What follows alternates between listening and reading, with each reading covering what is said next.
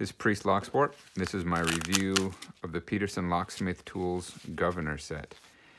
Just the background on my history with this set. A good friend of mine and lockpicking colleague and I put this together with Ken from Peterson Locksmith Tools to put together a comprehensive pick with different profiles and thicknesses and turning tools to really get you into the majority of locks that you would experience both in lock sport and out in the field as a locksmith.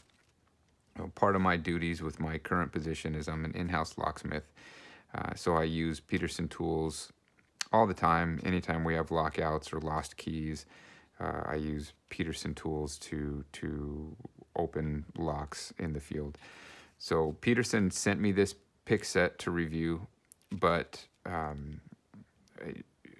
I use Peterson picks on a daily basis. So I carry Peterson picks. This is my pocket set. I carry a 147 and Gem and 18 thousandths every day. That's my go-to set. I have lots of Peterson picks that I've bought myself. This is one of the picks I keep in. This is one of the pick sets I keep in the truck. It's just chock full of Peterson picks. I know and trust Peterson picks, and so I am a little biased, but I'm biased because I've used Peterson in the field. I've never broke a Peterson pick. I have broke picks from other manufacturers. I've never broken a Peterson pick. So we chose all of the hooks and profile and thicknesses in this kit for a reason, and I'll just talk a little bit about that. So we'll start with the turning tools. These are bottom of the keyway tensioners in a variety of different bends and profiles, widths and thicknesses. So this would get you really kind of anything that you would need as far as bottom of the keyway tension might go. So it's a 6-piece turning tool set. It's basic, but good steel and good feedback. Not much to say about these. They're mandatory to have, and this is a good set to have. So that's the bottom of the keyway tension tools. Again, you get 6 of those in different thicknesses, widths, and profiles. And then you have 3 top of the tension or top of the keyway tensioners. You've got the pry bar in 50 thousandths. You've got the pry bar light in 40 thousandths. And then you have the pry bar extra light in 30 thousandths. Now the reason why there's 3 different thicknesses is because not all pry bars or top of the keyway tensioners will fit in every lock. So this is a 50 thousandths key bar, or 50 thousandths pry bar, and it fits into this American 1100 nicely. But if we were to go, say, with a Master Lock 140, it doesn't fit in the keyway. So we would need to step down. So this is the pry bar light. This is the pry bar in 40 thousandths, and it provides top of the keyway tension like so. And the reason we use top of the keyway tension is it allows a little more room in the keyway to get our pick in and start manipulating those key pins back there and driver pins, the pin stacks.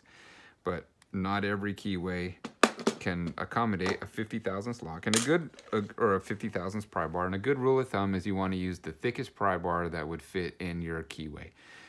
So that's going to allow you the maximum amount of feedback without having any bend. And these don't, even the 30 thousandths doesn't have much bend. It's got a little spring to it, but it's the feedback on these is great. Again, I use Peterson turning tools and Peterson picks every day. I know and love them.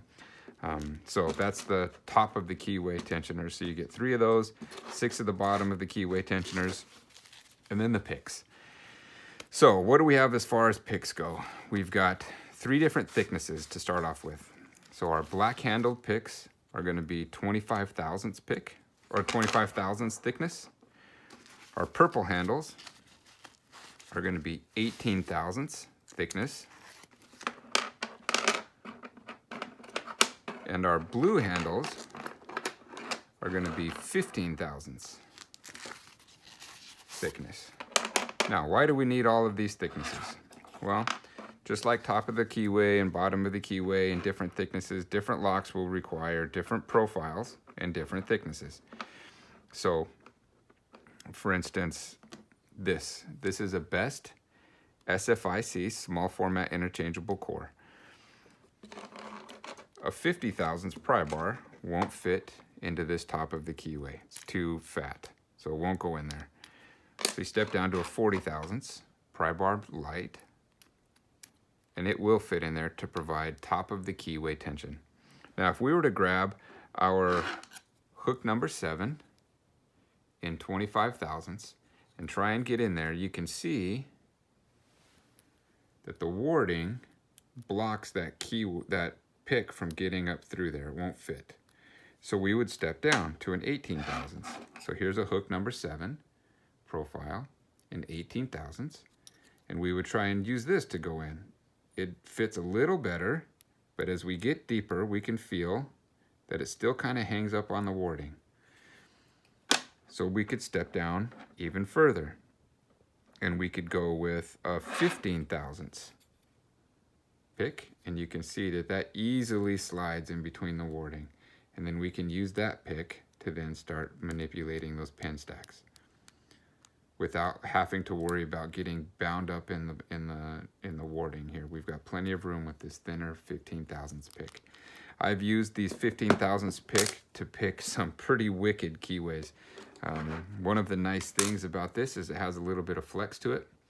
And then so as you're trying to manipulate into a keyway, you can get this to bend around the warding and actually get to the key pins. So I've picked some pretty nasty keyways with these. So what are the different profiles? We have the hook number 1. This is the profile on the hook 1.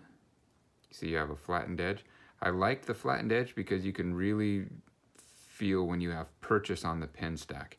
And as you're in the lock and you're manipulating the lock, this flattened face, the flattened pick profile, really allows you to know where you're at in the pen stack.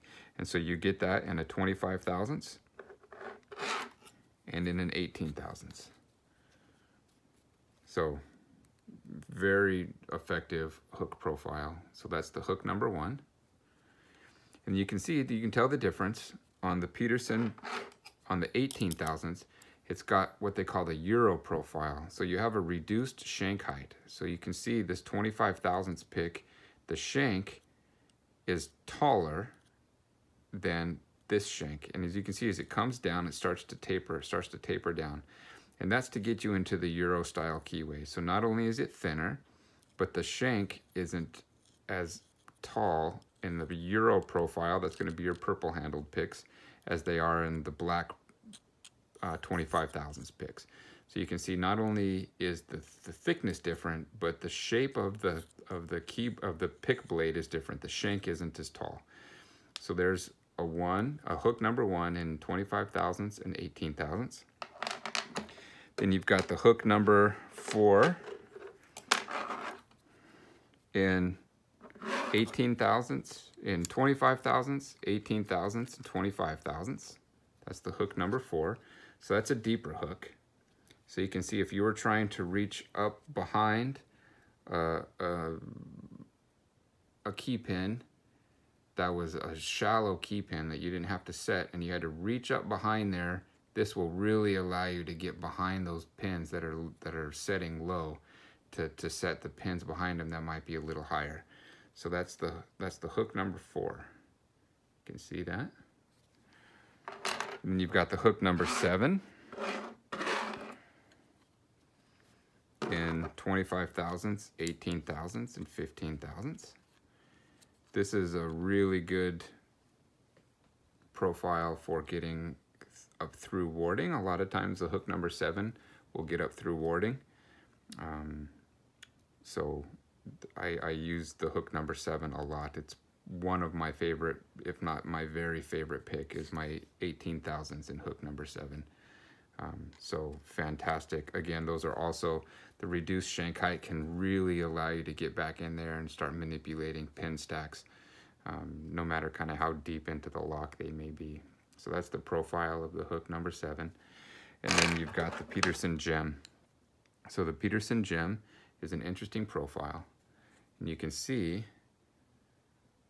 it's got this almost diamond type style tip at the top here.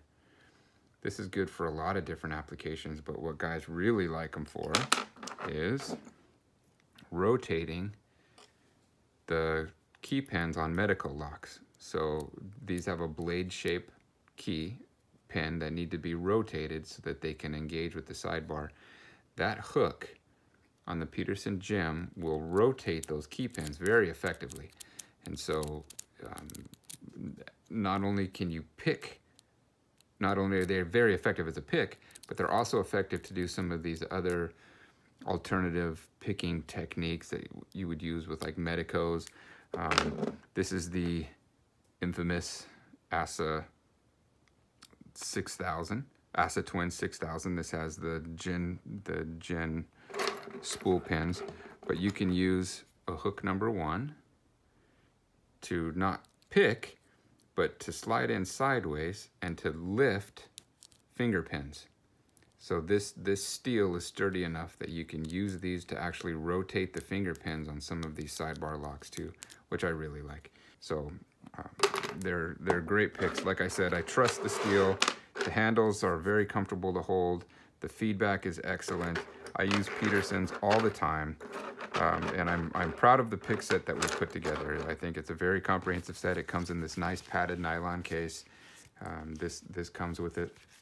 And yeah, I think that this will get you into the overwhelming majority of locks that you would encounter in the field, and a very wide selection of locks, both US based and European locks, with these thinner shanked Euro profile and the thinner steel in the 18,000s. It's a good set, and I am biased, but I'm biased because I've used Peterson picks to pick locks in the field, in lock sport, and I've never had a problem with them. Like I said, the feedback is excellent. So that's my review of the Governor set from Peterson Locksmith Tools.